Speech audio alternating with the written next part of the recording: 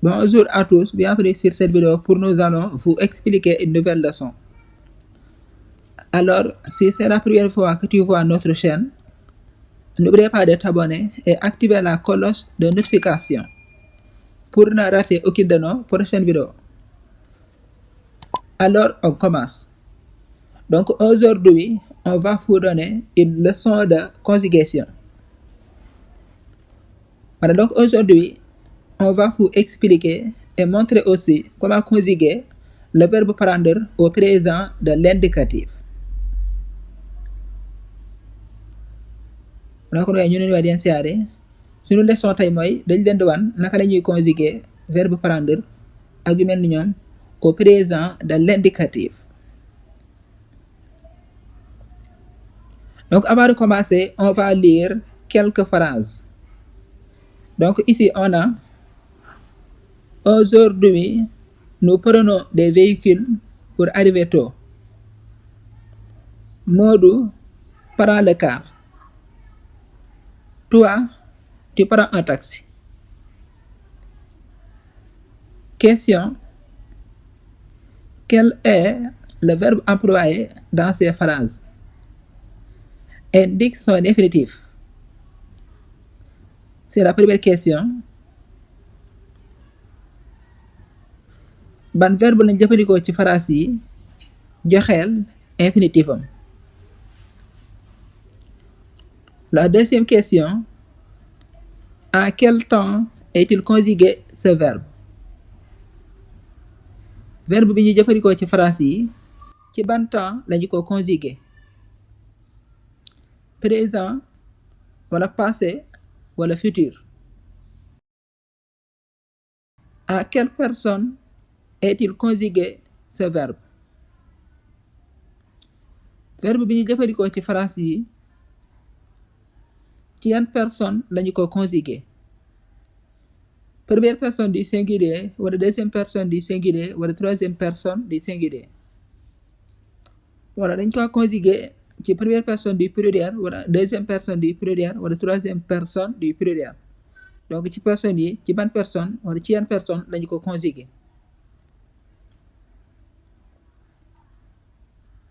La quatrième question et la dernière aussi: comment est conjugué ce verbe employé dans ces phrases au présent de l'indicatif? Avant de répondre les questions qu'on a posées, on va vous expliquer et montrer aussi comment conjuguer le verbe prendre au présent de l'indicatif. Balaa ñoo tontu question yi lañ leen di leeral daal leen di wan tamit naka la ñuy conjuguer verbe prendre ak verbe du troisième groupe yu mel ni prendre naka lañ leen di conjuguer au présent de l'indicatif. Donc sans plus tarder, pour conjuguer le verbe prendre au présent de l'indicatif, on écrit les pronoms personnels sujet plus le radical du verbe prendre. C'est quoi? C'est prend. Plus encore les terminaisons du verbe prendre au présent de l'indicatif.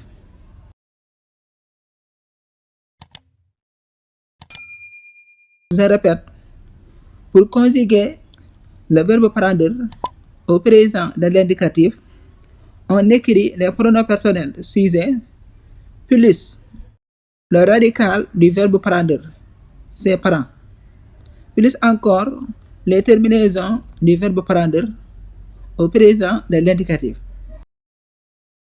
Donc les terminaisons du verbe prendre au présent de l'indicatif sont ds, ds, d, ons, ez, ent. Donc voici les terminaisons du verbe prendre au présent de l'indicatif. Donc yi ñoo nekk terminaison verbe prendre ak verbe yu mel ni prendre suñu leen di conjuguer au présent de l'indicatif. Donc terminaison yii nii lañ ciy yokk.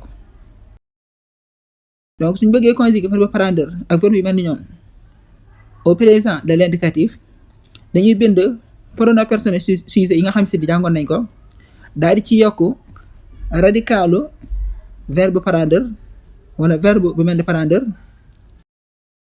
daal di ci yokk tamit terminaison verbe parandeur wala verbe yu mel ni parandeur au présent de l'indicatif. Je répète, suñu bëggee conjuguer verbe parandeur au présent de l'indicatif li ñuy def mooy dañuy bind pronom personnel sujet yi daal di ci yokk radicalu verbe parandeur. donc radicalu verbe parandeur dafa nekk parent. parent moo nekk radicalu verbe parandeur, donc parent c'est le radical du verbe parandeur. donc dañ ci yokk radicalu verbe parandeur daal di ci yokk tamit terminaison verbe parandeur wala verbe yu mel ni parandeur au présent de l'indicatif.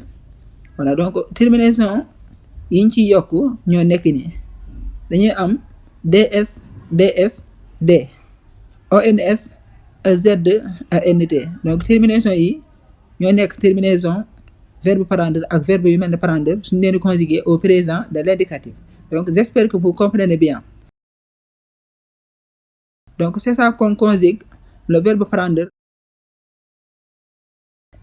et les verbes du troisième groupe qui sont comme parandeur au présent de l'indicatif. donc nii la ñuy conjuguer verbe parandeur ak verbe du troisième groupe yi nga xam ne ñoom ak parandeur ñoo bokk même terminaison. donc nii lañ leen di conjuguer au présent de l'indicatif. j'espère que vous comprenez bien. yaakaar naa ne comprendre ngeen ni ñuy conjuguer verbe parandeur au présent de l'indicatif. donc on va conjuguer le verbe parandeur au présent de l'indicatif pour vous montrer comment conjuguer le verbe parandeur et les verbes qui sont comme parandeur au présent de l'indicatif. dañuy conjuguer verbe parandeur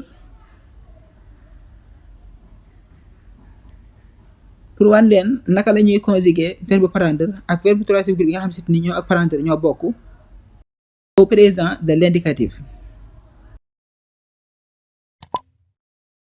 on a le verbe parandeur.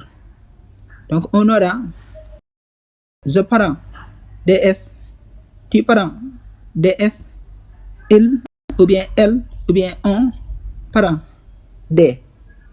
nous prenons ons, vous prenez z, il avec s ou bien elle avec s prennent ent. donc voici comment on conjugue le verbe parandeur au présent de l'indicatif. nii la ñuy conjuguer verbe parandeur au présent de l'indicatif. j'espère que vous comprenez bien. il faut savoir que aussi le verbe parandeur c'est un verbe du troisième groupe. pour rappel, les verbes du troisième groupe ce sont des verbes qui ont des terminaisons différentes. donc les verbes qui ont des terminaisons différentes ce sont des verbes du troisième groupe.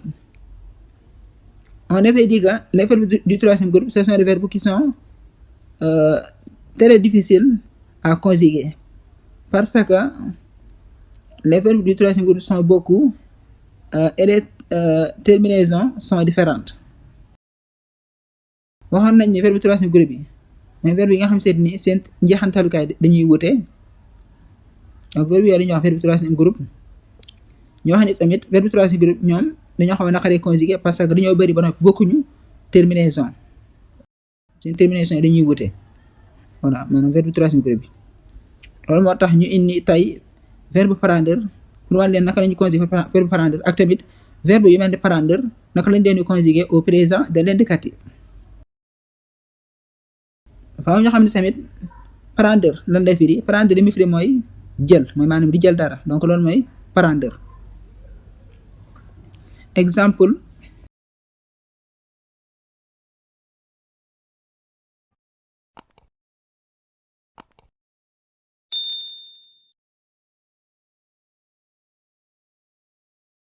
je prends mon petit déjeuner mooy damay jël sama ndekki. tu prends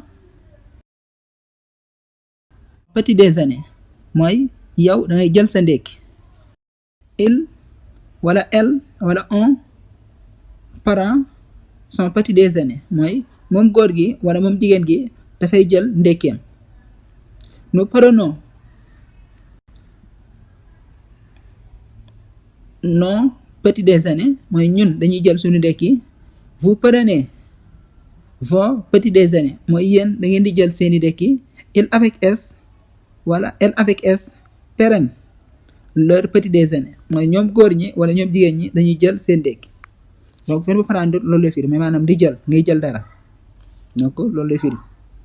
donc xam nga xam tamit verbe prendre ni ñu koy conjuguer c'est la même chose ak ni ñuy conjuguer verbe yu mel ni moom comme li ci mel ni comprendre et cetera soo xoolee ñoo bokk même terminaison prendre terminaison bi dafa nekk re comprendre tamit terminaison bi dafa nekk re kon ñoom ñaar verbe prendre ak verbe comprendre ak yu mel ni ñoom ñoo bokk ni ñu leen di conjuguer au présent de l'indicatif.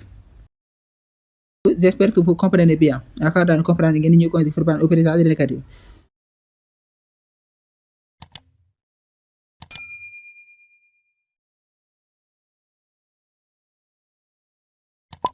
Donc, avant de terminer, on va répondre les questions qu'on a posées la première fois. Donc, ici, la première question, on nous a dit quel est le verbe employé dans ces phrases? Indique son infinitif. Donc, le verbe employé dans ces phrases, c'est prenons et parents. Donc, prenons et parents, c'est le verbe employé dans ces phrases. Son infinitif, c'est le verbe prendre. Donc, le verbe prendre, c'est l'infinitif du verbe prenons et parents employé dans ces phrases. Première question, verbe bi ñu jëfandikoo ci phrase yi dafa nekk parents ak prenons. léegi seen infinitif daal di nekk verbe prendre. Donc, verbe prendre moo nekk infinitif bu verbe yi ñu jëfandikoo ci phrase yi muy prenons ak parents. Donc, seen infinitif dafa nekk prendre. La deuxième question, à quel temps est-il conjugué ce verbe? Verbe bi ñu jëfandikoo ci phrase yi ci ban temps lañ ko conjugué? Ce verbe employé dans ces phrases est conjugué au présent de l'indicatif. Verbe bi ñu jëfandikoo ci phrase yi dañu ko conjugué au présent de l'indicatif lañ ko conjugué. La troisième question, à quelle personne est-il conjugué ce verbe?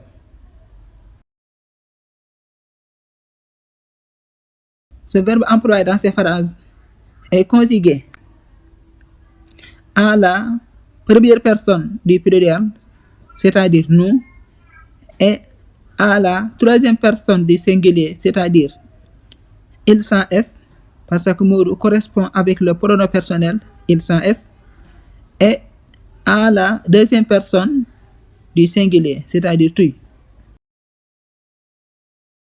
Troisième question, verbe bi ñu jëfandikoo ci phrase yi ci yan personne lañu ko conjugué? Verbe bi dañu ko conjugué ci première personne du pluriel maanaam nous ak tamit ci troisième personne du singulier maanaam il sans S. soo xoolee Modou dafa dëppook pronom personnel il sans S. dañ ko conjugué tamit ci deuxième personne du singulier maanaam tu. Donc, verbe bi ci personne yooyu dañu ko conjugué. Voilà. Donc, j'espère que vous comprenez bien. La quatrième question et la dernière aussi. Comment est conjugué ce verbe employé dans ces phrases? Ce verbe employé dans ces phrases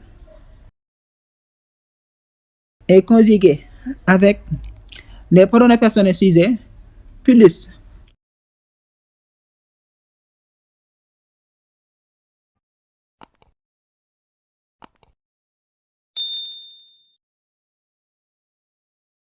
le radical du verbe prendre plus encore terminaison du verbe prendre au présent de l'indicatif. Donc verbe bi ni ñu ko conjugué mooy dañoo bind pronom personnel yi daal di ci yokk radical du verbe prendre daal di ci yokk tamit terminaison verbe prendre au présent de l'indicatif. Donc c'est ça qu'on a conjugué ce verbe employé dans ces phrases. noonu la ñu conjugué verbe bi ñu jëfandikoo ci phrase yi. J'espère que vous comprenez bien.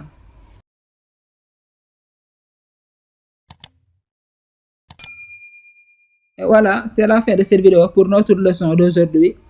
J'espère que cette vidéo vous a plu.